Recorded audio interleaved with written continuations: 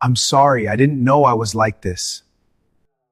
Mr. D'Angelo, what are you doing here? Laura Bell's voice came out in a sharp cry, half panic, half utter mortification. She froze. The most dangerous man in New York was standing in front of her, in her bedroom, and she was only wearing tiny shorts, a baggy old concert tee, bare feet. Everything wrong. Everything perfectly vulnerable. Wrong door, Arturo D'Angelo said, his voice husky, his dark eyes traveling over every inch of her. But he didn't leave, and Laura replied, "But you never get doors wrong. Today, I did. Fatal mistake, because Arturo D'Angelo didn't get anything wrong, and now Laura Bell had become the obsession of a man who didn't know how to lose."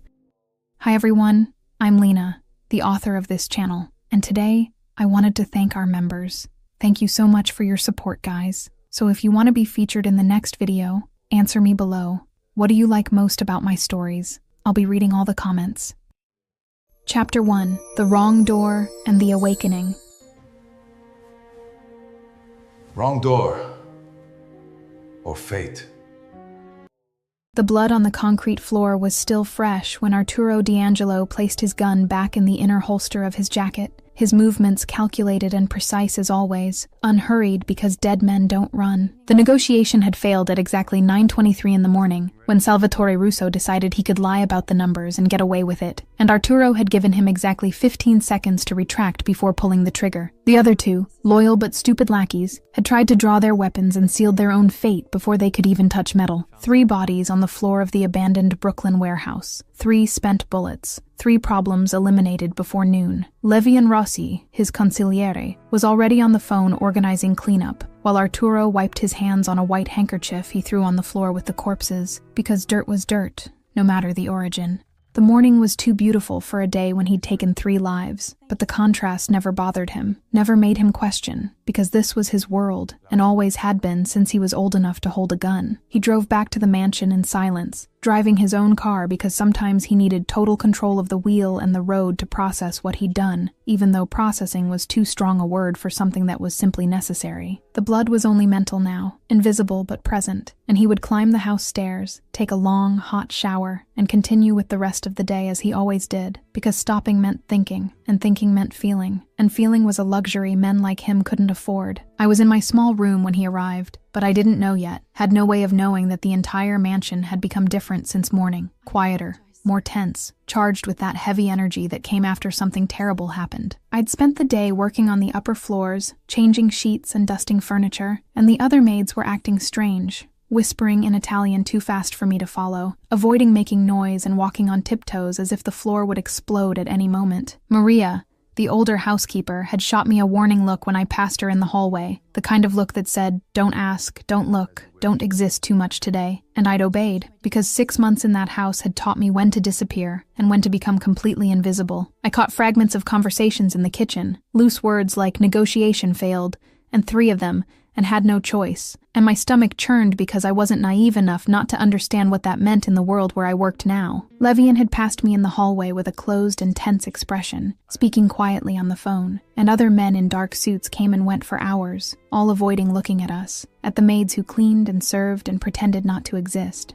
The tension only worsened when I heard heavy footsteps climbing the main staircase in the middle of the afternoon, and I didn't need to see to know it was him, because Arturo D'Angelo had a presence that preceded his physical arrival, a weight in the air that made everyone stop and hold their breath. I hid in one of the empty suites, pretending to fix curtains that were already perfect, hoping he'd pass right by, that I could remain invisible and safe in my insignificance. I heard doors closing with controlled force up on his floor, heard the deadly silence that always accompanied him, and prayed for the day to end so I could return to my room and forget there was a world out there where men killed and died before lunch. When I finally returned to my small space in the maid's wing, the sun was already setting, and I was exhausted from accumulated tension and constant fear. I closed the door with a shaky sigh of relief, happy to have survived another day, happy to be able to breathe without fear for a few hours before everything started again tomorrow. I kicked off my uncomfortable shoes and threw them in the corner, changed out of my stiff uniform into a loose t-shirt from some old concert and short shorts that were old but comfortable,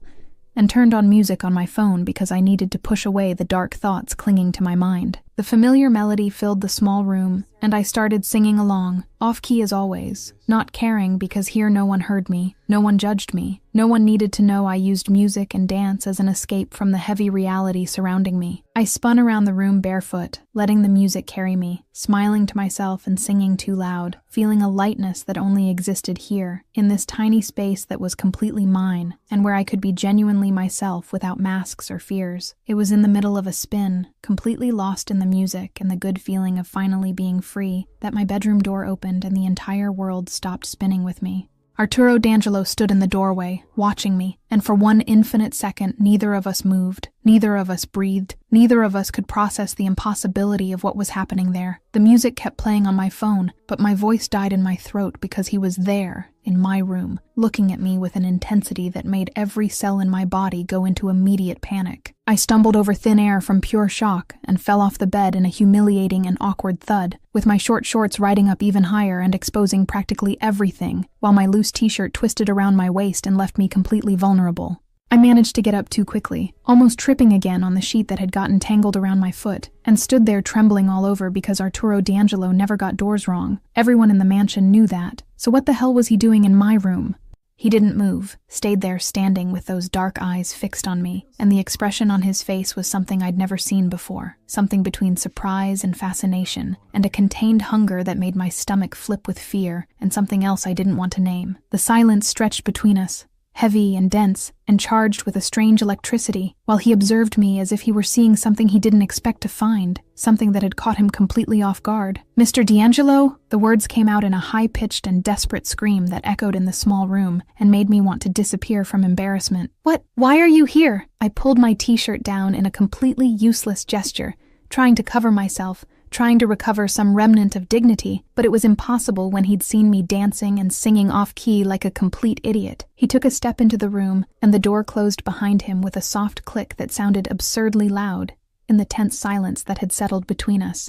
My heart raced, because now we were locked in there together in that tiny space, and I didn't know what to do, didn't know how to react, didn't understand anything about what was happening. His eyes traveled over my body from top to bottom, lingering on my bare feet, moving up my legs exposed by the short shorts, stopping at the loose t-shirt that suddenly seemed to reveal more than it covered. "Wrong door." His voice came out hoarse and deep, loaded with something that made my skin break out in goosebumps all over, and my stomach tighten in a strange and frightening way. He didn't look away for even a second, kept watching me with that deadly intensity that was his trademark, and I felt completely exposed and naked under the weight of that gaze that seemed to see through me and reach places no one had ever reached before. The silence returned to dominate the room, and I tried to breathe, tried to think, tried to form some coherent response, but my brain had stopped working completely because none of this made sense. The words came out in a trembling whisper before I could think better of the idiocy of questioning Arturo D'Angelo about anything. "But you never get doors wrong." It was true, and everyone knew it, because he had a frightening photographic memory and absolute control over every inch of his territory. He remained silent for so long that I started to think he wasn't going to answer, that he was simply going to continue standing there, watching me with those dark and penetrating eyes, until I completely fell apart. But then his lips curved into a line that wasn't quite a smile, but wasn't neutral either, and his eyes finally met mine with an intensity that made my heart stop for a second, before racing in a chaotic and terrifying rhythm. Today I did. The words fell between us like stones thrown into a still lake, creating invisible waves that I felt spreading and changing everything even without understanding how or why. The way he said it, the tone of his deep and hoarse voice, the expression in his dark eyes, everything indicated this was much more than it seemed, that there were meanings hidden beneath the three simple words that I couldn't decipher but felt in my gut. He stood there for one more infinite second, watching me as if he were memorizing every detail of the scene, and then he turned and left the room with the same silent and deadly elegance with which he'd entered. The sound of the door closing sounded like a period at the end of a conversation that had changed everything without me understanding exactly what, and I stood there in the middle of the room trembling and unable to form a coherent thought, while the music kept playing as if nothing had happened. I turned off the music with shaky hands and sat on the bed, because my legs had turned to jelly and weren't supporting me properly anymore. My heart was beating so hard, I could hear the sound of it echoing in my ears, and my hands were shaking uncontrollably, while I tried to process what the hell had just happened there. Arturo D'Angelo had entered my room, had seen me in my most vulnerable and unguarded moment, had stood there watching me with that impossible-to-ignore intensity, and then had admitted he'd made a mistake, as if that were some kind of important confession. The tears started flowing without me noticing, hot and silent, because I was scared and confused, and completely lost about what to do with this impossible situation. Men like Arturo D'Angelo didn't get doors wrong, didn't do anything by accident, didn't stand around watching insignificant maids unless there was a reason. And the way he'd looked at me, that contained hunger in his dark eyes, that hadn't been casual or unimportant. I lay down on the bed and closed my eyes tightly, trying to erase the image of him standing in the doorway, but it was impossible because it was burned into my retina with painful clarity. The short shorts, the loose t-shirt, the bare feet, the humiliation of having fallen off the bed in front of him, all of it mixed with the memory of that intense gaze and the hoarse voice saying, "Wrong door," and today I did, and my brain couldn't stop reliving every second of that impossible encounter. The night fell heavy and endless, while I lay there, unable to sleep, unable to do anything but think about him, and what had happened, and what it could mean. I tried to convince myself it meant nothing, that it had just been an embarrassing accident that we would forget and never mention again. But deep down I knew I was lying to myself, because the way he'd looked at me hadn't been casual at all. I turned over in bed for the 1,000th time, hugging my pillow and trying to breathe slowly to calm my heart that was still beating too fast. 3 floors above, in the private wing that I only cleaned when he wasn't there, Arturo D'Angelo was also awake, but I didn't know that yet. Had no way of knowing he was sitting in his office with a glass of whiskey in his hand, and his mind stuck on the image of a barefoot girl dancing and singing off-key with a genuine smile on her lips. The morning had been brutal and dark as it always was when men died by his hands, and Arturo had returned home carrying the familiar weight of 3 necessary executions and a darkness that always accompanied him after days like this. He'd climbed the stairs wanting only silence and solitude, but had turned in the wrong direction for the first time in years. And when he opened that door, he'd seen something that cracked the armor he'd kept in place for so long, he didn't even remember what it was like to live without it anymore. Laura Bell dancing barefoot, spinning with impossible lightness, singing off-key and happy, being completely genuine and free in a way he hadn't seen in years, maybe had never truly seen in his world, where everything was calculation and control and death. And something in him, something that had been dead and buried for so long he didn't even know it still existed, had awakened upon seeing that pure and simple light existing in the same universe as the 3 lives he'd taken that morning. He drank more whiskey, trying to drown the image of her that insisted on staying in his mind with an irritating and impossible-to-ignore clarity. He tried to convince himself it was just exhaustion, just the weight of the brutal day, just a momentary distraction that would pass once he slept. But the more he tried to forget, the clearer the memory became, until he could see perfectly the short shorts, the exposed legs, the way she'd fallen off the bed scared and adorable and completely unguarded. The night dragged on long and sleepless while he drank and thought and tried to understand what was happening to him, because Arturo D'Angelo didn't lose control, didn't get distracted, didn't let anything interfere with the perfect and deadly functioning of the machine that was his life. But Laura Bell had interfered without even trying, without even knowing, just by existing and dancing and singing, and being real in a world where nothing was real. When the sun began to rise and he was still awake, still seeing that smile and those bare feet and that impossible lightness, Arturo finally admitted to himself the truth he'd tried to deny all night. She couldn't stay away, couldn't continue being just another maid he glimpsed in the hallways when he passed by. He needed to hear that off-key voice again, needed to understand what she'd awakened in him, needed to have her close where he could observe and protect and possess. The decision was made there, in the silent hours before dawn, while he drank the last sip of whiskey and accepted that something fundamental had changed the moment he opened that wrong door. Laura Bell was going to work directly for him now, was going to stay in the private wing where he could see her, was going to be close enough for him to hear that voice that had brought lightness to his darkness. And when Arturo D'Angelo decided something, the entire universe reorganized itself to make it happen, no matter who or what stood in the way. Chapter 2: Transfer and Confrontation. You work for me. Short for me. I slept poorly, and woke up even worse, with my body aching from being tense all night, and my mind exhausted from replaying that impossible moment when Arturo D'Angelo had entered my room and changed everything without doing absolutely anything except look. I went down to the common areas of the mansion with swollen eyes and a churning stomach, praying for the day to pass quickly and without incident, praying he wouldn't be around, and I could pretend yesterday hadn't happened. Maria found me in the hallway before I even reached the kitchen to get coffee, and the expression on her face was strange, a mixture of confusion and poorly disguised curiosity that made my stomach tighten even more. She pulled me into an empty corner and whispered in heavily accented Portuguese that I'd been transferred, that from now on, I would work in Mr. D'Angelo's private wing, and the way she said it, with wide eyes and a tense voice, made it clear this wasn't normal, that it had never happened before. Transferred? The word came out in a high-pitched whisper, because my brain refused to process that absurd and terrifying information. But why? Did I do something wrong? The questions came out in a desperate rush, while my heart started beating faster, and panic rose up my throat, because working directly for him meant being close, meant seeing him every day, meant no longer having the luxury of hiding and disappearing when necessary. Maria shook her head and said she didn't know, that the order had come directly from him early that morning, that Levian had communicated the change, and that I should report to Mr. D'Angelo's office at 10 o'clock to receive instructions. The clock on the wall showed 9:40, and I felt my legs go weak, because in 20 minutes I would have to face him again, would have to be in the same room as the man who had seen me dancing and singing off-key last night. I climbed the stairs with trembling steps, and my heart beating so hard I thought I'd throw up before getting there, and each step seemed like an eternity, while I tried to prepare something to say, tried to find courage I didn't have, tried not to fall apart completely before even knocking on the door.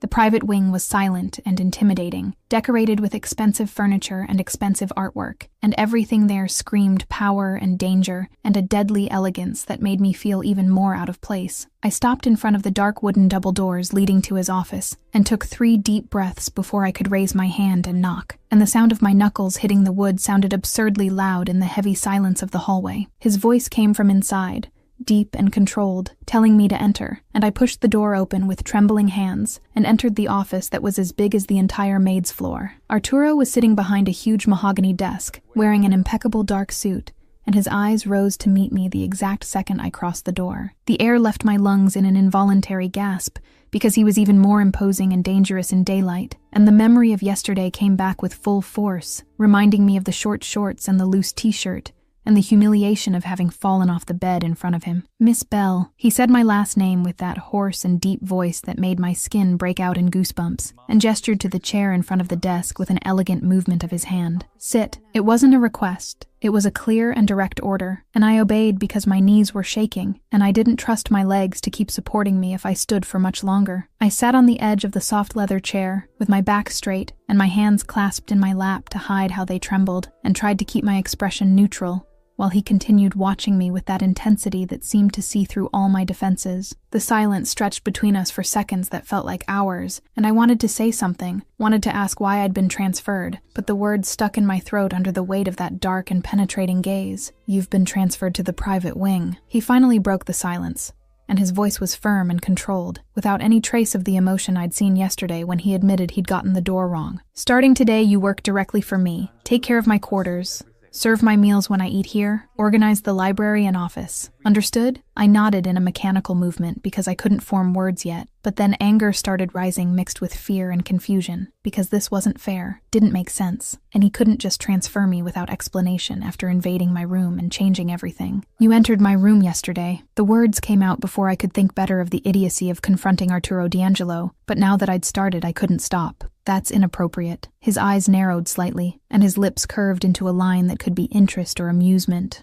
or something else I couldn't identify. "I did." The answer came simple and direct, without denial, without excuse, without any trace of regret or embarrassment, and that made me even more furious because he didn't even try to pretend it had been an innocent accident. "Why?" My voice came out louder than I intended, loaded with all the frustration and confusion that had accumulated since last night. "Why did you enter my room? Why did you stand there watching me? Why are you transferring me to work directly for you now?" The questions came out in a desperate rush, while I leaned forward in the chair, momentarily forgetting fear under the weight of the need to understand what was happening. He remained silent for a moment that was too long, watching me with that intensity that made me feel completely exposed and vulnerable. And then he stood up from the chair in a fluid and elegant movement that made me recoil instinctively, even though I was on the other side of the desk. He walked around the huge piece of furniture with calculated and silent steps, and every inch he approached made my heart beat faster and my breathing more difficult. "I don't usually get doors wrong." His voice came out low and controlled as he stopped in front of me, so close I had to tilt my head back to maintain eye contact, so close I could feel the heat emanating from him and the smell of expensive cologne clinging to his skin. But yesterday I did, or maybe I didn't. The The last words fell between us, loaded with a meaning I couldn't decipher but felt in my gut. I stood up from the chair in an abrupt movement because staying seated while he was standing and so close was unbearable. But that only made the situation worse because now we were just inches apart, and I could see details of his face I'd never noticed before. The small scars marking his skin, the perfect shape of his jaw, the absolute intensity in his dark eyes. But you did, and now you're transferring me? Why? I tried to keep my voice steady, but it came out shaky at the end, betraying how affected I was by his proximity. Arturo took another step in my direction, and I backed up until my back hit the bookshelf behind me. And now I was trapped between the solid wood and his imposing body that seemed to occupy all the available space in the huge office. He placed one hand on the shelf beside my head, leaning slightly forward, and the movement completely surrounded me without him needing to touch me, imprisoned me without using force, dominated me just with his presence. Because I decide, the words came out firm and absolute, loaded with a power that admitted no questioning or resistance. And I decided you work here, with me, now. He paused and his eyes dropped from my face to my body, traveling over the simple uniform I wore, lingering on the modest curves before returning to meet my gaze. This doesn't make sense. I managed to whisper, even with my throat tight, and my heart beating so hard I thought it would explode, because none of this made sense, because ordinary maids weren't transferred to work directly for the Don without reason, because the way he was looking at me wasn't professional or appropriate or safe. His other hand rose and the long, elegant fingers touched my chin, forcing me to keep my gaze fixed on his dark eyes as he leaned even closer, so close I could feel his breath brushing my cheek. It doesn't need to make sense. His voice came out low and dangerous, loaded with a veiled threat that made my stomach flip, and something else awaken deep inside me. You obey. Understood? I should say no. Should push him away and run out of that office in this mansion and never come back. But there was something in the way he looked at me, something in the intensity of his dark eyes, something in the proximity of his body that made my mind stop working properly. The chemistry I'd tried to deny yesterday was there again, multiplied by 1,000, vibrating in the air between us like a living and dangerous thing I didn't know how to control. Thus, understood. The word came out in a trembling and defeated whisper, because I had no choice, because he was Arturo D'Angelo, and I was just Laura Bell, because in his world what he decided became reality, regardless of what anyone else wanted. I saw something pass through his eyes when I gave in, something that looked like triumph and satisfaction and hunger at the same time, and the fingers on my chin squeezed lightly before releasing me. He finally stepped back and air returned to my lungs in a shaky and desperate gasp. But his eyes didn't leave me for even a second, continued watching me with that intensity that made me feel completely exposed. Good. His voice returned to the controlled and professional tone, as if the last few minutes hadn't happened, as if he hadn't just cornered and dominated me without needing to use force. You start tomorrow. Maria will show you the quarters and explain the routines. I moved away from the shelf with wobbly legs and tried to walk to the door with some dignity, but it was difficult when my entire body was shaking and my mind was completely messed up by what had just happened there. I put my hand on the doorknob and was about to open it when his voice stopped me mid-movement, deep and hoarse, and loaded with something that made my skin break out in goosebumps all over. Laura. It was the first time he'd said my name, without the formal last name, just my name in his deep voice, and the sound made something strange happen in my chest. I turned to look at him over my shoulder and saw he'd returned behind the desk, but his eyes remained fixed on me with that impossible-to-ignore intensity. His hair was slightly disheveled where he'd run his hand through it, and I realized it was the first time I'd seen anything about him out of place, any evidence that he was human and not just a perfect deadly machine. He didn't say anything else, just kept looking at me in that way that made me feel like I was burning from the inside, and I finally managed to open the door and leave the office before doing something completely stupid like asking why he'd said my name that way. The hallway was empty and silent when I closed the door behind me and leaned against the wall with my legs shaking so much I could barely stand. My heart was beating too fast, and my breathing came in short and irregular gasps, and I didn't know if it was fear or anger or that dangerous thing I didn't want to name, that forbidden and completely inappropriate attraction that had grown between us in less than 24 hours. I brought my hand to my chin where his fingers had touched and could still feel the heat of his skin on mine, could still feel the way he'd forced me to maintain eye contact while dominating me without needing force. Maria appeared in the hallway and guided me through the private wing, showing me the huge and luxurious quarters I would have to clean starting tomorrow, explaining his routines and preferences with a low and respectful voice that made it clear she feared him as much as she admired him. I tried to pay attention, but my mind kept going back to the office, to the way he'd cornered me, to the moment when he said my name and changed something fundamental between us. I spent the rest of the day in a state of silent shock, doing my old tasks for the last time, while trying not to think about what would happen tomorrow when I had to start working directly for him. The other maids looked at me differently now, with a mixture of envy and pity in their eyes, because working for Arturo D'Angelo directly was an honor and a curse at the same time, meant being closer to power, but also closer to danger. When I finally returned to my room that night, I threw myself on the bed and buried my face in the pillow, trying to muffle the scream of frustration that wanted to come out of my throat. Everything had changed in less than 2 days, and I no longer knew who I was or what I was feeling, only knew that Arturo D'Angelo had entered my life in the most violent and invasive way possible, and now I could no longer pretend he didn't exist. The worst part of it all was that part of me, a small and dangerous and completely irrational part, had liked the way he'd looked at me, had liked the proximity and the intensity and that forbidden chemistry vibrating between us. And that scared me more than anything else, because I knew, deep down I knew, that if I wasn't careful, if I let that attraction grow, I would end up completely destroyed in the process. But it was too late to go back now, because the decision had been made, and tomorrow I would start working directly for him. Tomorrow I would be too close to pretend. Tomorrow everything would change again, and I had no idea if I would survive what was coming. Chapter 3: Observation and Growing Possession.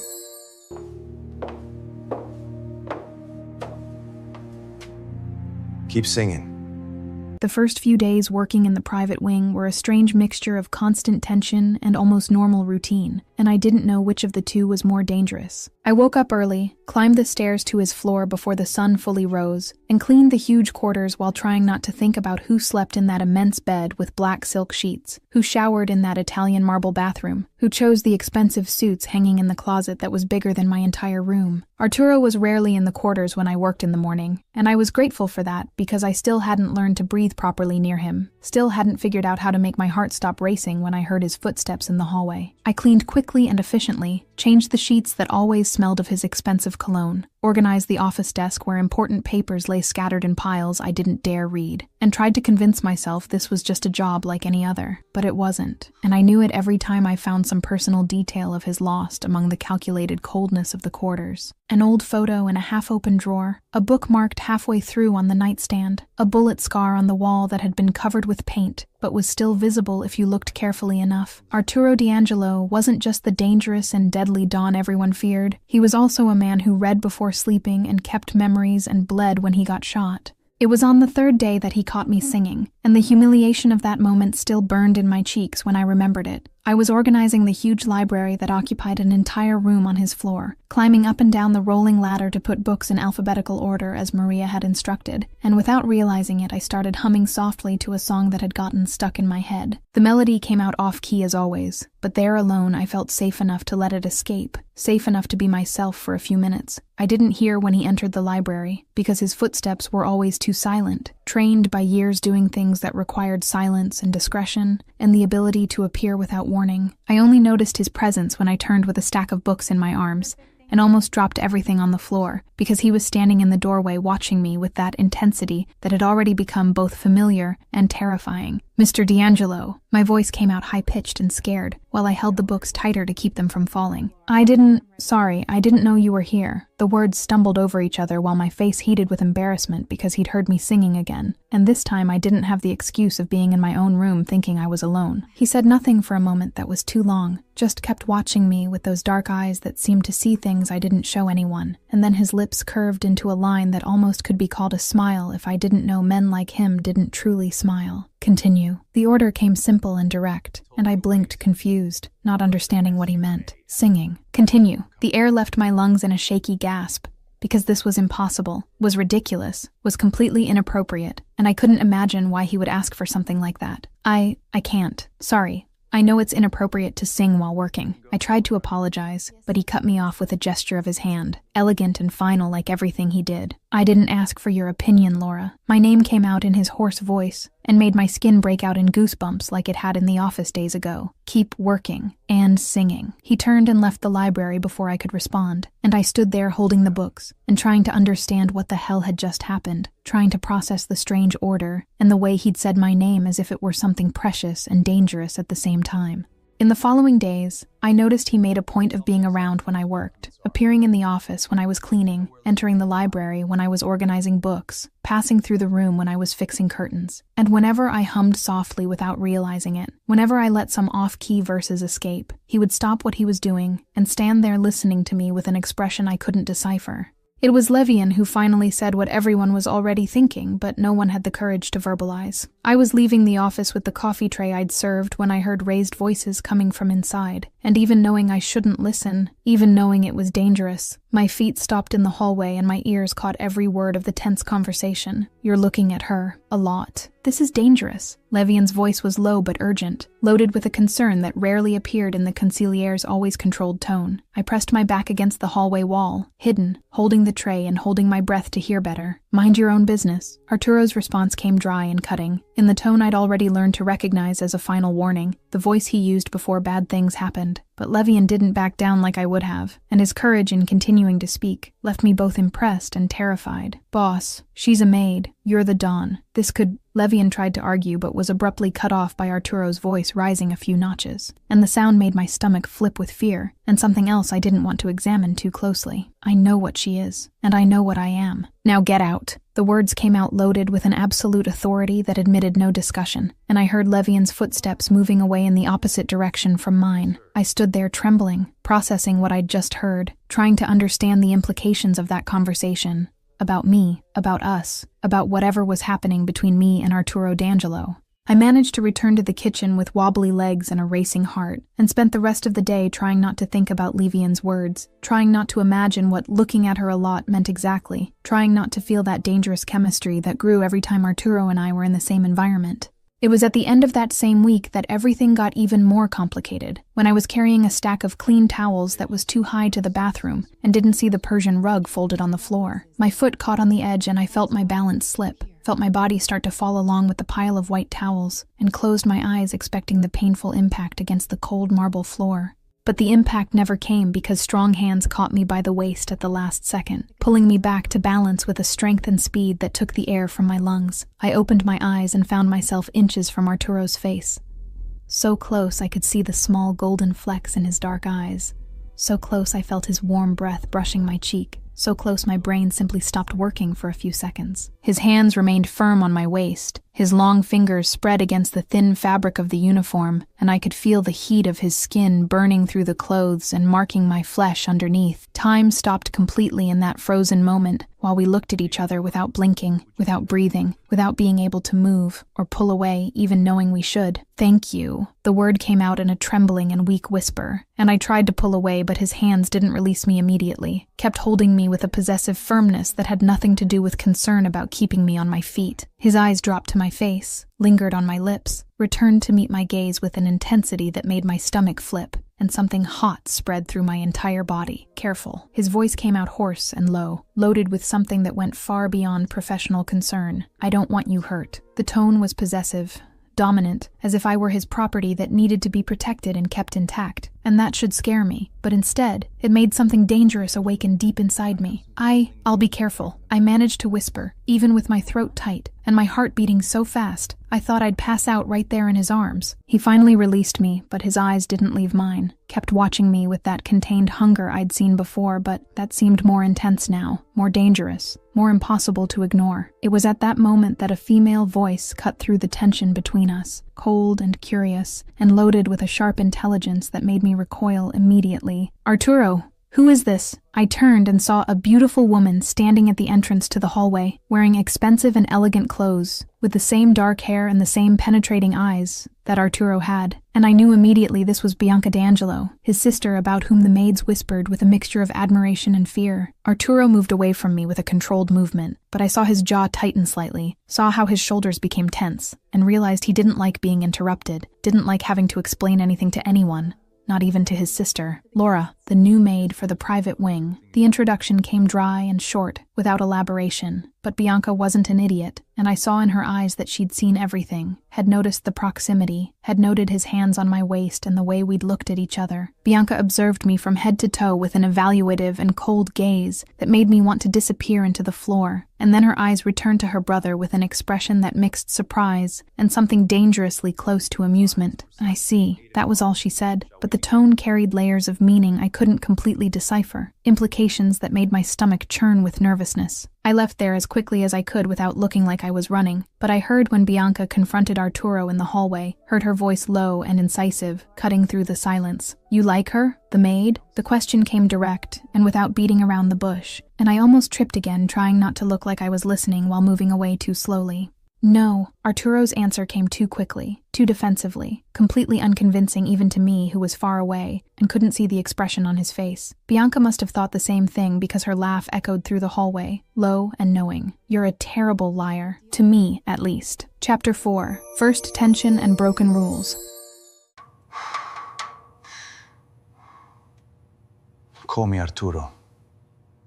The following weeks passed at a strange rhythm, where I tried to maintain emotional distance from Arturo while working increasingly closer to him physically, and the contradiction was killing me inside. I learned his routine with surgical precision, knew exactly when he had breakfast, when he closed deals in the office, when he spent hours on the phone speaking in rapid and tense Italian about things I pretended not to understand even when I understood perfectly, and he kept watching me. Whenever he thought I wasn't paying attention, whenever I turned my back or bent down to pick something up from the floor, and I felt the weight of that gaze on my skin as if it were something physical and real. The other maids had started looking at me differently, with a mixture of envy and concern in their eyes, because everyone in the mansion had already noticed that Arturo D'Angelo treated the new maid in a way that wasn't normal or appropriate or safe. Bianca appeared from time to time in the private wing, always with that knowing and slightly amused look that made me want to disappear into the floor, and every time she saw her brother and me in the same environment, her smile became more pronounced and more dangerous. She never said anything directly to me, but the looks she exchanged with Arturo were loaded with silent conversations I couldn't decipher, but that clearly irritated him deeply.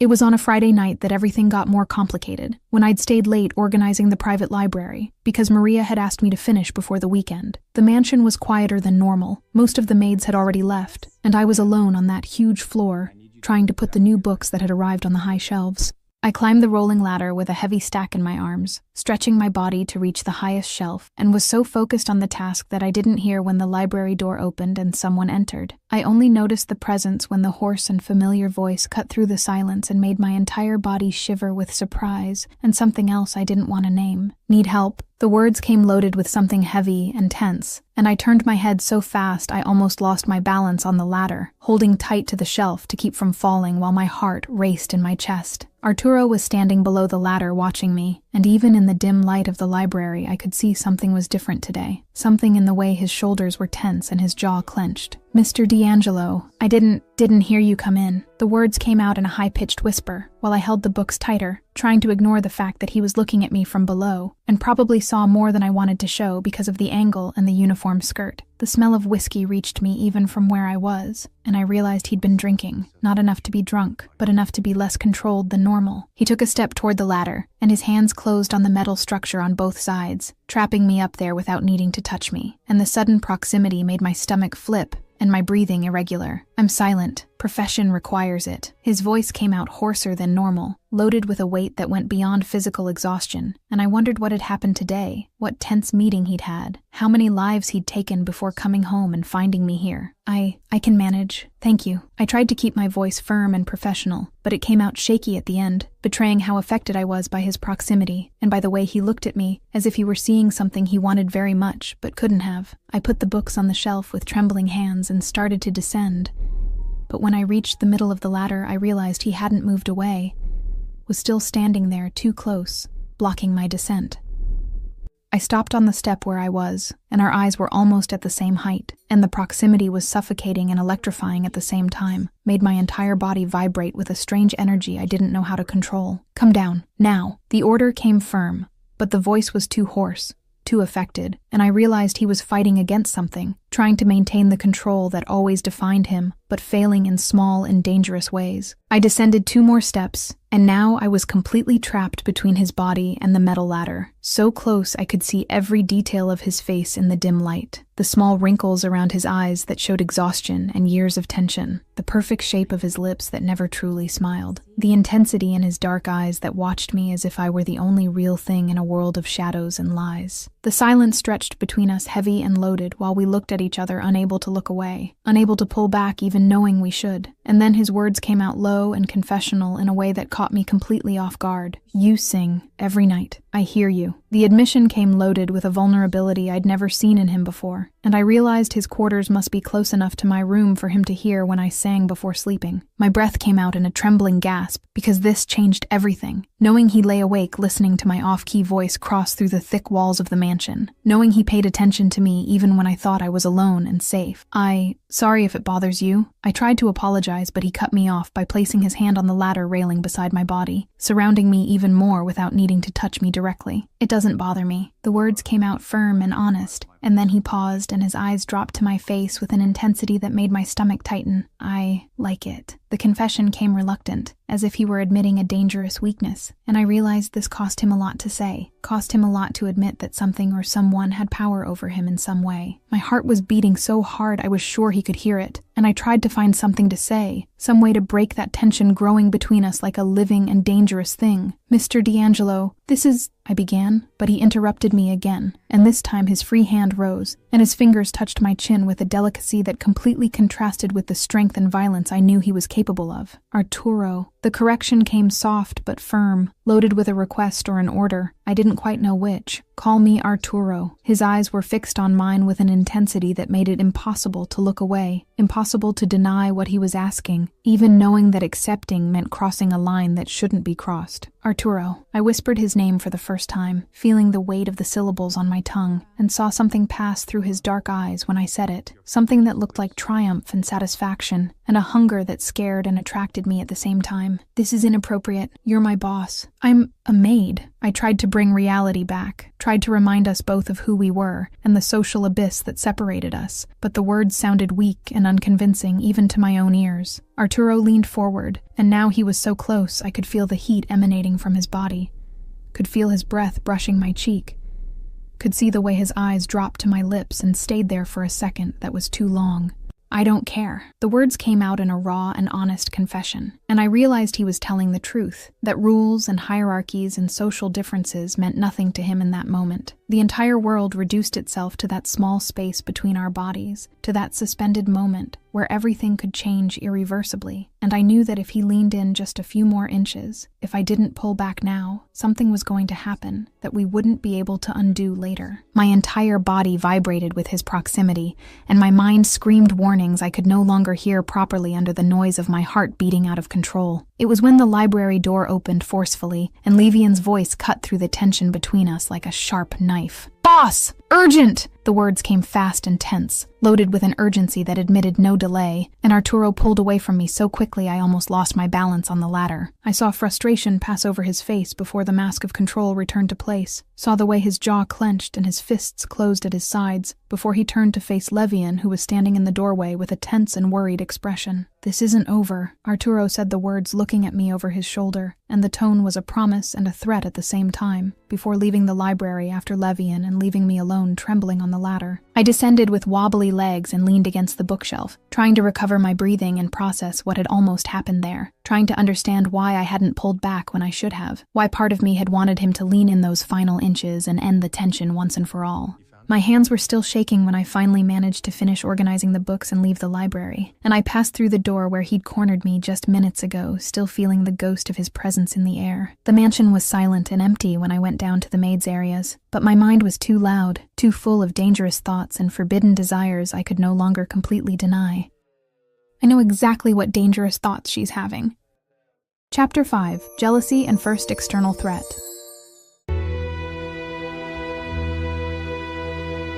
No one touches you. I spent the entire night tossing and turning in bed, unable to forget the moment in the library, unable to stop thinking about how close he'd been and what would have happened if Levian hadn't interrupted. Morning came with gray skies and the threat of rain, and I went down to the mansion's inner gardens carrying a basket of clean towels that needed to be stored in the external depot, grateful for the chance to breathe fresh air and try to organize my jumbled thoughts. It was when I was crossing the main garden that Luca, the young gardener who'd started working at the mansion a few weeks ago, saw me and waved with a gentle and completely innocent smile. He was truly Italian, had come from Naples a few months ago, and his heavy accent made everything he said kind of funny and charming in a carefree way. "Good morning, Laura." He put down the pruning shears and came in my direction, wiping his dirt-covered hands on his apron, and the wide smile on his tanned face was so genuine I couldn't help smiling back. "Are you okay? You look tired today." The concern in his voice was real and friendly, nothing more than basic human kindness, and for a second I allowed myself to appreciate the simplicity of that interaction. "I slept badly," I responded with a half smile, adjusting the basket on my hip. "But I'm fine, thanks for asking." Luca nodded and commented something about the new roses that had arrived, about how he wanted to plant them in the flower bed near the fountain, and I kind of listened while observing the flowers he pointed at, mentally thanking him for those minutes of normalcy in a world that had become completely chaotic. "Do you like flowers? I can make a bouquet for you if you want." The offer came sweet and innocent, accompanied by that open smile, and I was about to respond that it would be nice when I felt that strange sensation on the back of my neck, that weight of being watched. I turned my head instinctively and my stomach plummeted when I saw Arturo standing at the window of his second-floor office, his eyes fixed on me and Luca, and even from far away I could see the tension in his body, the way his jaw was clenched.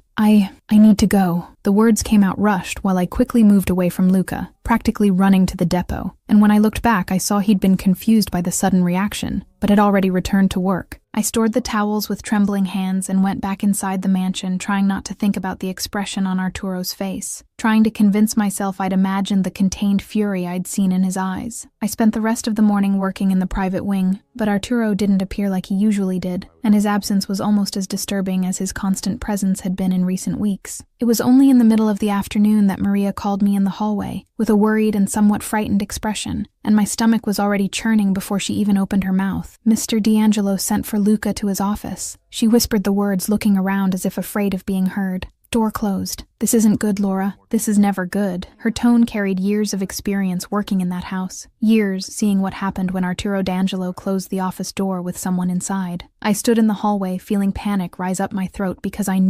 just knew, this had to do with me and the innocent conversation in the garden, had to do with the way Arturo had looked at me from the window, and the fury I'd seen on his face.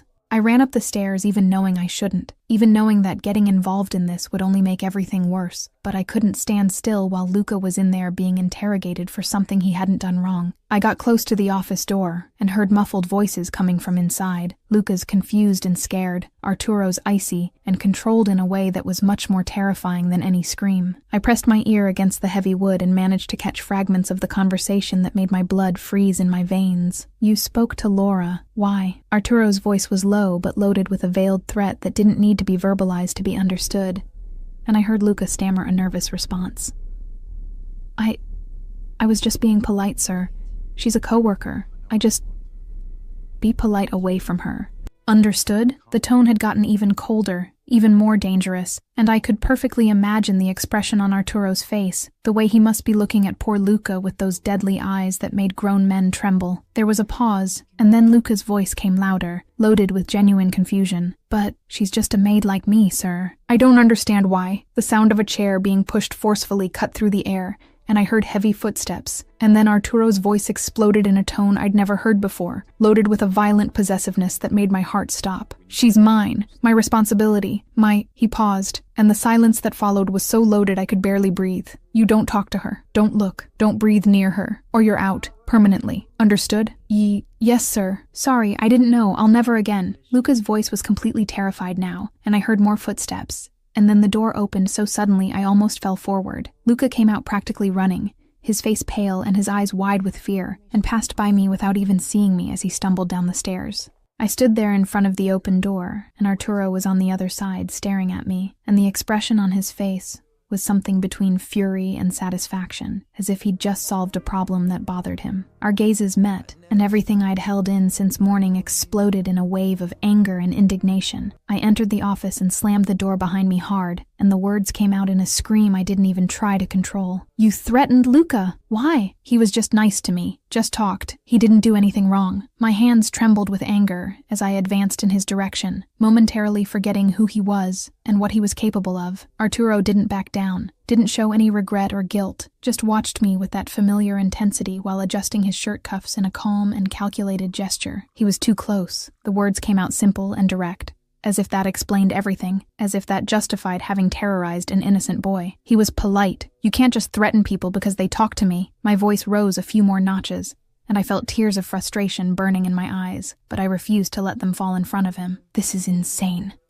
Arturo moved so fast I didn't even see it, and suddenly he was in front of me, so close I had to tilt my head back to maintain eye contact, and the sudden proximity made all words die in my throat. "I can, and I will." His voice came out low and dangerous, loaded with an absolute authority that admitted no discussion. "Nobody touches you. Nobody looks at you. Only me." The air left my lungs in a trembling gasp, because the raw possessiveness in those words was terrifying and thrilling at the same time, made my entire body react in ways I didn't understand or control. "You don't own me," I managed to scream, even with my voice failing, even with my heart beating so fast I thought it would explode. Arturo leaned forward until his lips were dangerously close to my ear, and the whisper that came next was low and loaded with a dark promise. "Not yet, but I will." The words vibrated against my skin and made something hot spread through my entire body, and I knew I should push him away, should run out of that office and never come back, but my feet seemed glued to the floor. I finally managed to pull away from him and ran to the door, leaving the office with my heart racing and my mind completely messed up, because part of me was furious with his possessiveness, and another part, a small and dangerous part, had liked hearing those words, had liked knowing he saw me as his in some primitive and irrational way. I went down the stairs stumbling and almost bumped into Levian, who was coming up with a tense and worried expression. He grabbed my arm to steady me, and his eyes traveled over my face with professional attention, before speaking quietly. "You need to be careful, Laura. People are noticing." "Noticing what?" I asked, even though I already knew the answer, even though I already felt the weight of the implications of that observation. Levian looked around to make sure we were alone before responding, "That you're important to him. And when someone is important to the Don, that person becomes a target."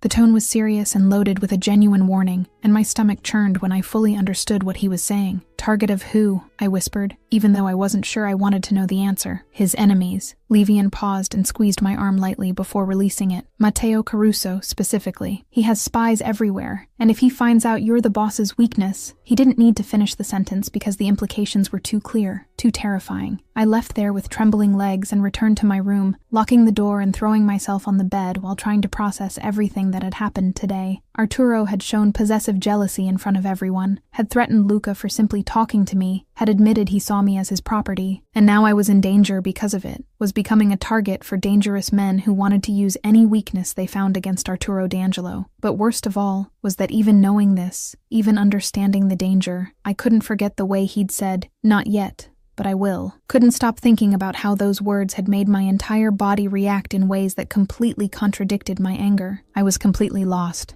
and had no idea what to do, except hope that all of this wouldn't end up destroying me completely. It's that terrible moment that you've probably been through too, when you find yourself wondering, if everything keeps getting worse, will I be able to handle it? Chapter 6. Kidnapping and Forced Declaration. You are dismissed, Laura. Yes, Mr. D'Angelo. Thank you. Maria had asked me to go to the Italian market downtown to get the specific ingredients the chef needed for tonight's dinner, and I'd agreed, grateful for the chance to leave the mansion for a few hours and breathe air that wasn't loaded with tension and heavy stares. I grabbed the list and the house wallet, went down the stairs and told the security guard at the door I was going out, and he nodded distractedly while talking on the phone about something urgent I didn't pay attention to. The streets of New York were crowded as always, noisy and chaotic in a way that normally calmed me because it made me feel anonymous and safe in the crowd. I entered the little Italian market 3 blocks from the mansion, greeted the old owner who knew me from other times, and started looking for the items on the list while trying not to think about Arturo and Levian's warning about becoming a target of his enemies. It was when I was leaving the market with the heavy bags in my arms that I noticed the black car parked on the corner, the windows too dark to see who was inside, and something in my instinct screamed danger even before the back door opened and 2 large men got out heading in my direction.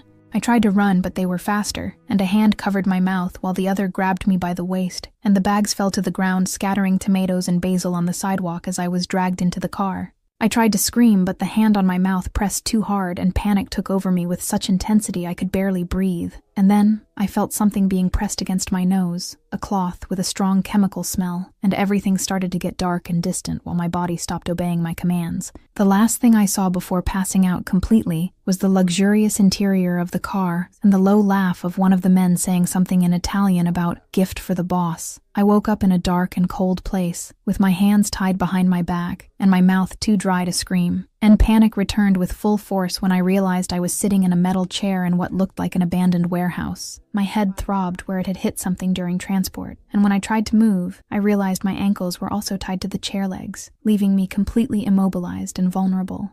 Finally awake, the voice came from somewhere in the shadows, loaded with an Italian accent heavier than Arturo's, and a man emerged from the darkness with a smile that made my stomach flip with pure fear. He was older than Arturo, must have been around 50, and his eyes were cold and cruel in a way that made me immediately understand this was the type of man who had no moral limits. Matteo Caruso, he introduced himself with a mocking bow. And you must be D'Angelo's special little maid. I tried to speak, but only a hoarse and weak sound came out, and he laughed at that while pulling another chair and sitting in front of me too close enough for me to smell the expensive cigar stuck to his clothes. You don't need to talk, dear. You just need to stay alive and pretty until your boss shows up to get you. The tone was too casual for the situation, as if kidnapping people was something he did every day before breakfast. And he will show up, because Arturo D'Angelo is predictable when it comes to things he thinks are his. Tears started flowing silently down my face while I trembled all over in the chair, and Matteo observed that with a satisfied expression, before getting up and walking around me like a predator circling prey.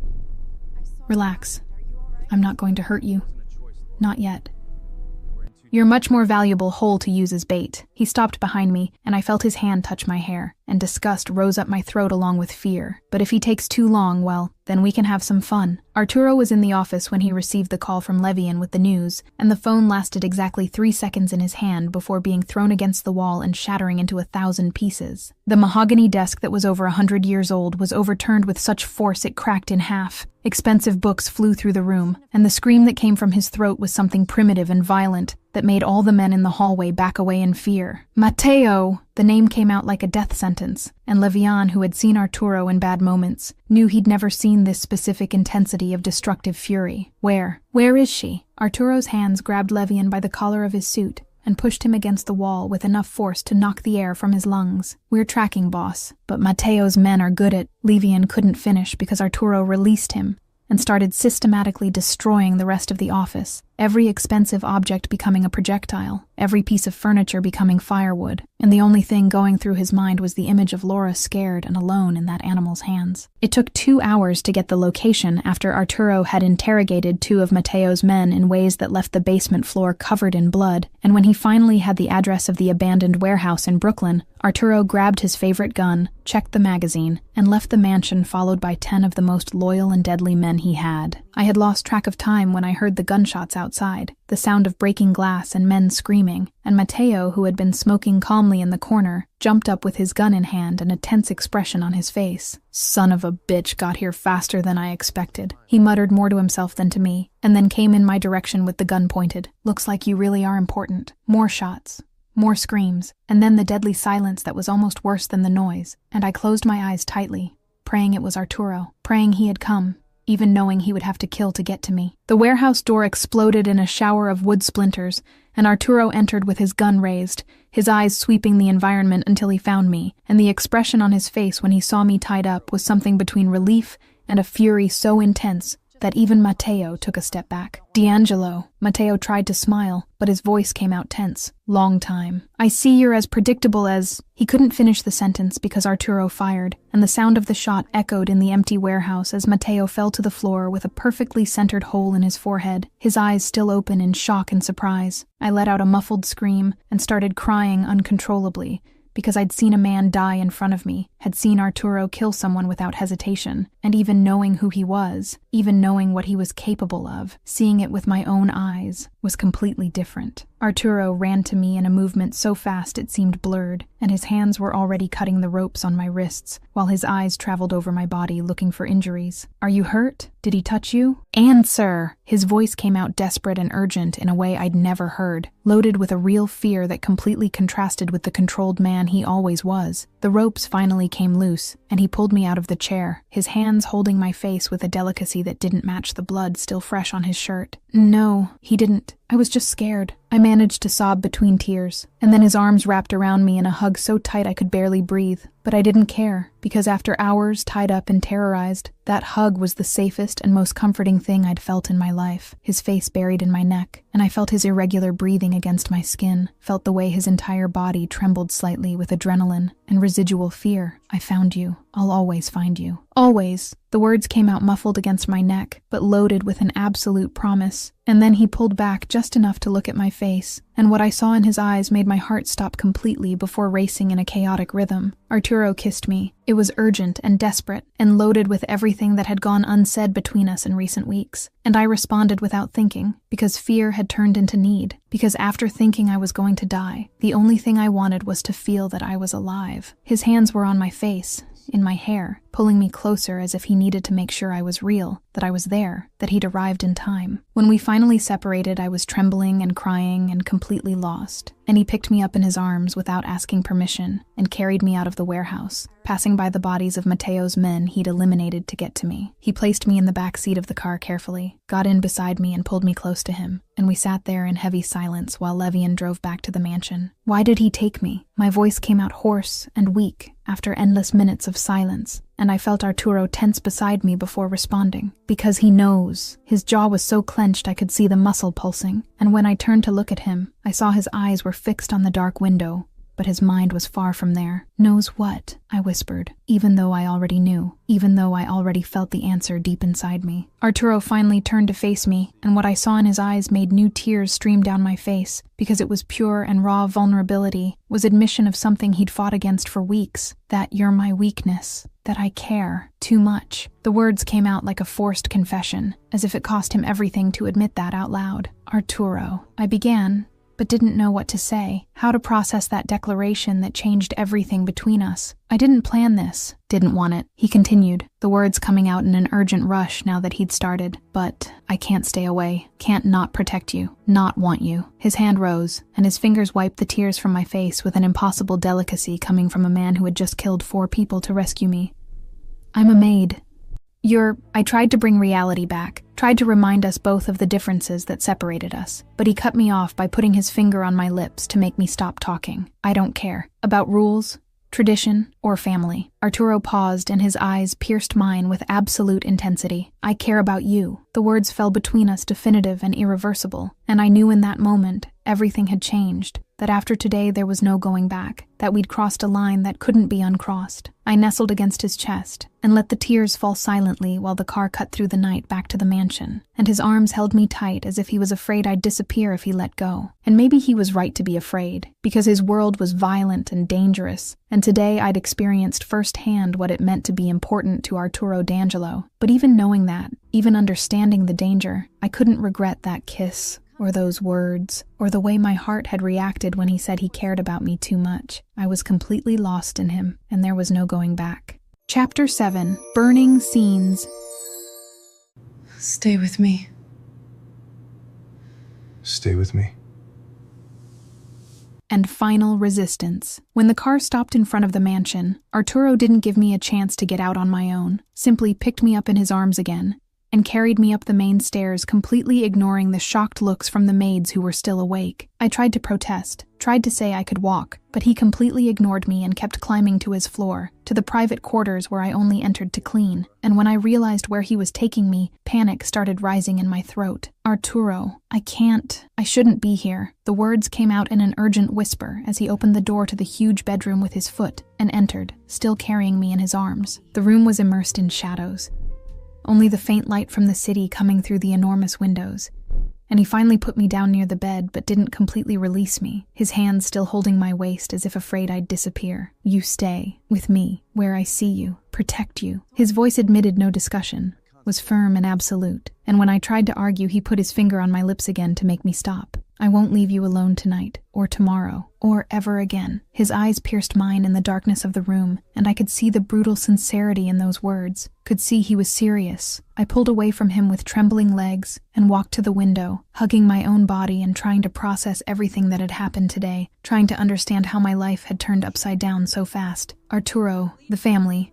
I began but couldn't finish because I didn't even know how to verbalize the fear I felt. The fear of being rejected, of being hated, of never being good enough for his world. I heard his footsteps approaching from behind, silent as always, and then felt the heat of his body close even without touching me yet. They'll accept, or they leave. The words came simple and definitive, loaded with a power that left no room for questioning. You think I care what they think? You think tradition or hierarchy or any other shit matters more than you? I turned to face him, and he was so close I had to tilt my head back, and the faint light from the window illuminated half his face, leaving the other half in shadows, making him seem even more dangerous and beautiful at the same time. But I'm not. I don't come from an important family. I don't have money or power or anything that justifies. I tried to explain, but he cut me off with an abrupt movement, his hands rising to hold my face and force me to look into his eyes. I want you, since that night, since I saw you dancing, singing, being you, light, real. The words came out loaded with a raw emotion I'd never seen in him, and I realized he was letting the mask fall completely for the first time, was showing me the man behind the deadly dawn. You brought light to my world of darkness, brought lightness where there was only weight. And now that I've tasted it, now that I've felt it, I can't pretend I don't need this anymore. Tears started flowing again because it was too much, because he was saying everything I was afraid to admit I wanted to hear, was giving me something I didn't know was possible to have. I'm scared of your world. Violence. Danger, I whispered with a broken voice, and saw pain pass through his eyes when he understood what I was saying, when he understood that his world scared me as much as it attracted me. Arturo pressed his forehead against mine and closed his eyes, and his breath came out shaky and heavy against my face. I'm scared too, of hurting you, of losing you, but I can't take it anymore. Away, pretending. His hands descended to my neck, to my shoulders, pulling me closer until there was no more space between our bodies, until I could feel every inch of him pressed against me. I can't take it either. The words came out in a defeated gasp, because it was true, because I'd fought against this for weeks, but couldn't deny it anymore. Couldn't pretend I didn't feel this impossible and dangerous attraction that had grown between us since that first night when he opened the wrong door.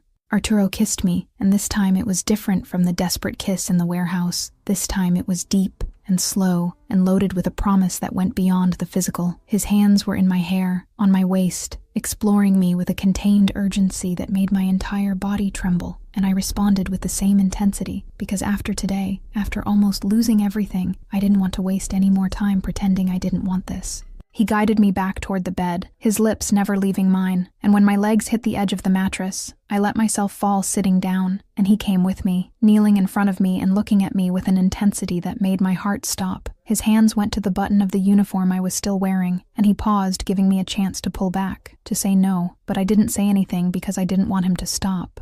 His fingers unbuttoned the uniform with torturous slowness, revealing the skin underneath inch by inch, and his dark eyes followed every movement with a hunger that was almost tangible. When the fabric finally fell from my shoulders and got stuck at my waist, he paused again, and his eyes met mine in a silent question, and I answered by pulling him into another kiss that said everything I couldn't verbalize. The clothes came off slowly, first mine and then his, each piece revealing more skin, more heat, more of that impossible chemistry that had taken over us. When we were finally without barriers, when there was finally nothing between our bodies, Arturo laid me on the bed with a delicacy that completely contrasted with the urgency I felt vibrating in him. Mine, he whispered against my skin, as his lips traced a path down my neck, over my shoulders, and the words sounded like possession and promise at the same time. Always. I responded even with my voice failing, even trembling all over under his weight and the intensity of the moment, and I felt him smile against my skin before kissing me again. What happened after was an explosion of sensations and emotions I'd never experienced before. It was her femininity meeting his masculinity in a perfect fit that seemed to have been planned all along. There was urgency and delicacy at the same time. There were whispers of, "I'll protect you," and "I love you," mixed with muffled moans and irregular breathing. There was the feeling of finally being complete, in a way I didn't even know I was broken. Afterwards, when we were lying intertwined in the black silk sheets, with our breathing still irregular and our bodies still vibrating with the remnants of what had happened, reality started slowly returning. I lay there against his chest, listening to his heart beat hard and fast, feeling his fingers trace lazy patterns on my back, and fear started infiltrating again through the cracks of temporary happiness. "The family will hate me," I whispered against his skin, and I felt his entire body tense before relaxing again with visible effort. His hand came to my chin and forced me to look up, to meet his dark eyes in the darkness of the room. "They'll respect you, because I order it." His voice was firm and absolute, with no room for doubt or questioning, and I wanted to believe that, but I knew the world well enough to know things weren't that simple. I laughed nervously, and the sound came out wet with unshed tears, and he frowned slightly, observing my expression. "You don't control everything," I tried to explain, but the words came out weak, because deep down I wasn't sure if I was trying to convince him or myself. Arturo turned me on my side until we were face to face on the pillows, and the expression on his face was so serious and intense, it made my stomach tighten. "In my world? I do." He paused, and his hand rose to brush the hair from my face with a tenderness that was already starting to become familiar. "And you're my world now." The words fell between us, heavy and definitive, and I saw in his eyes he was being absolutely serious, that this wasn't just empty talk or temporary promise made in the heat of the moment. I nestled against his chest again, because I didn't know what to say, because part of me wanted to believe he could really protect me from everything, that love could be enough to overcome the differences between our worlds. His arms wrapped around me tight, and I closed my eyes, letting exhaustion and the trauma of the day finally take me, letting myself truly sleep for the first time in weeks, knowing I was safe. Arturo stayed awake long after her breathing became regular in sleep, watching her relaxed and peaceful face in the darkness, and the realization of what he'd just done, what he'd just admitted, weighed on him with a force he didn't expect. He'd crossed all the lines he swore he'd never cross, had let someone into a place he'd always kept empty and protected, had allowed himself to feel something that made him vulnerable in ways that could be deadly in his world. But when he looked at her sleeping in his arms, when he remembered the terror he'd felt when he learned Mateo had taken her, when he revisited the feeling of finally having her completely, Arturo knew there was no going back. Laura Bell had become the most important thing in his life, more important than power or tradition or anything else he'd built during years of blood and violence, and he was going to protect her, no matter the cost, no matter who stood in the way, no matter how many rules he had to break or how many enemies he had to eliminate. She was his now, completely and irrevocably, and anyone who tried to change that would discover exactly why Arturo D'Angelo was the most feared Don in New York. He kissed her forehead softly and finally closed his eyes, letting sleep take him too, and for the first time in years he slept without nightmares, only with the feeling of Laura safe in his arms, and the absolute certainty that he'd finally found something worth fighting to keep. Chapter 8. Public Acceptance and Breathing Together. She is my future. I woke up wrapped in silk sheets that smelled like him, and for a moment I allowed myself to pretend this was normal, that I belonged to that huge room and that giant bed, and the arms that still held me even during sleep. The morning light came through the enormous windows, illuminating Arturo's face, relaxed in a way I'd never seen when he was awake, and I realized this dangerous and deadly man was also human and vulnerable when he slept. I tried to move without waking him, but his arms automatically tightened, pulling me back against his chest, and his dark eyes opened slowly until they met mine. For a second, neither of us said anything. We just stayed there looking at each other while the reality of what had happened yesterday came back with full force, and then his lips curved into a half-smile that was so rare it made my heart race. "Good morning." His voice came out hoarse from sleep, and something else that made my skin break out in goosebumps, and before I could respond, he kissed me, slow and deep, as if we had all the time in the world, and nothing outside mattered. When we finally separated, I was breathless and completely lost in those eyes that looked at me as if I were the most precious thing in the universe. "Arturo, I need to go back to my room. The maids will," I began, but he cut me off by putting his finger on my lips, and the expression on his face became serious and determined in a way I was already starting to recognize as a prelude to him doing something that would change everything. "No, you're not going back." He sat up in bed, pulling me with him, and his hands held my face, forcing me to maintain eye contact. Today, I announced to the family, officially, you're no longer a maid, you're mine. The words came firm and absolute, with no room for discussion, but panic rose up my throat anyway. They'll hate me. They'll say I'm an opportunist, that I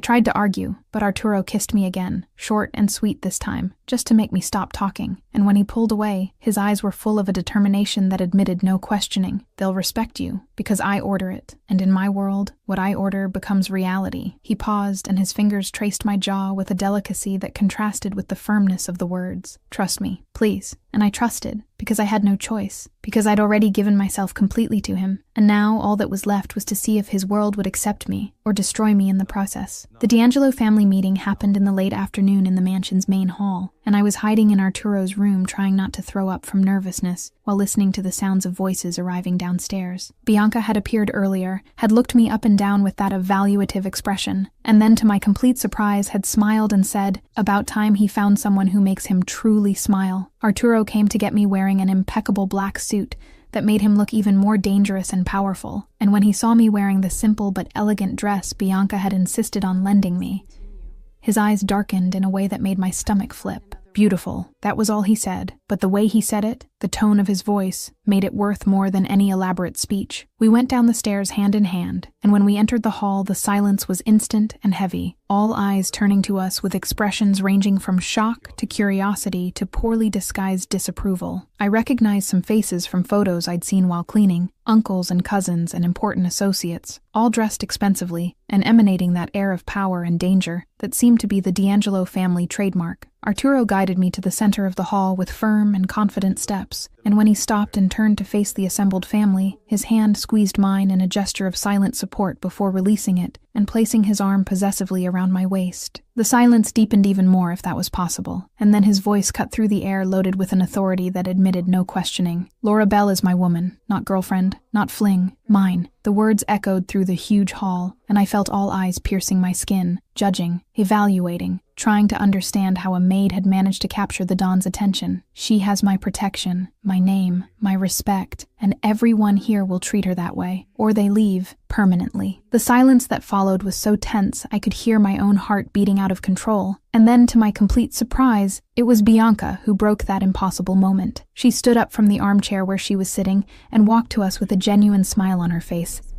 And when she stopped in front of me, her eyes were full of an approval I didn't expect. About time.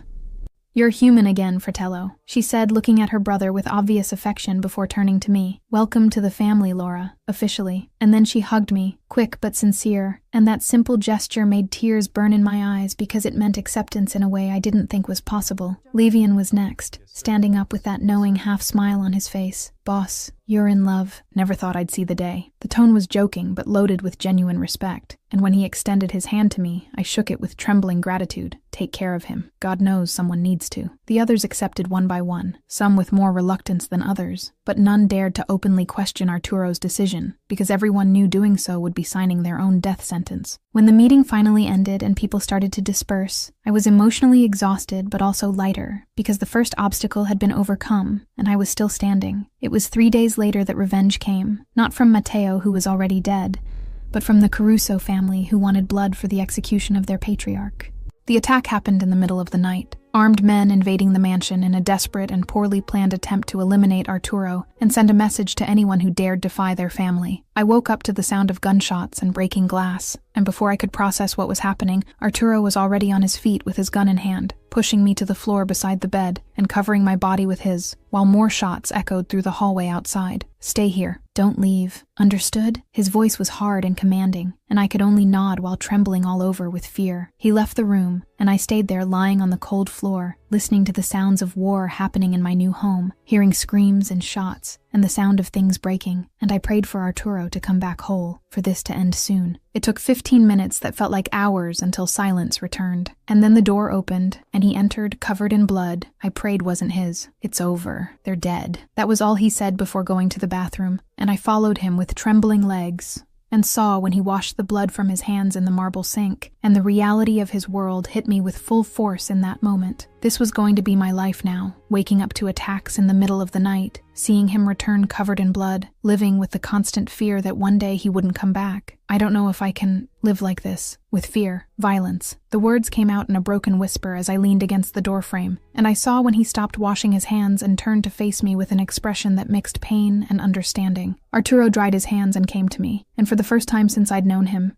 I saw tears in his eyes, saw real and raw vulnerability he never showed anyone. I understand, and if you want to go, I'll let you, because I love you, and love is letting go, even if it destroys me. His voice failed at the end, and I realized this was costing him everything to say. That offering to let me go was the hardest thing he'd ever done in his life. Tears started streaming down my face as I processed those words, as I understood he was giving me a real choice, was willing to lose me if it meant keeping me safe. And it was in that moment of his absolute vulnerability that I understood with crystal clarity what I wanted. I don't want to go. I want you. The words came out firm despite the tears. This world, it's scary, but you're my peace, my safe place, my everything. I threw myself into his arms and felt when he held me so tight I could barely breathe, felt his tears wetting my hair, felt his entire body trembling with the relief of not having lost me. You're my lightness, my light. Since that night, singing, dancing, you brought me back, alive. Arturo whispered against my hair, and for the first time in his life, he truly cried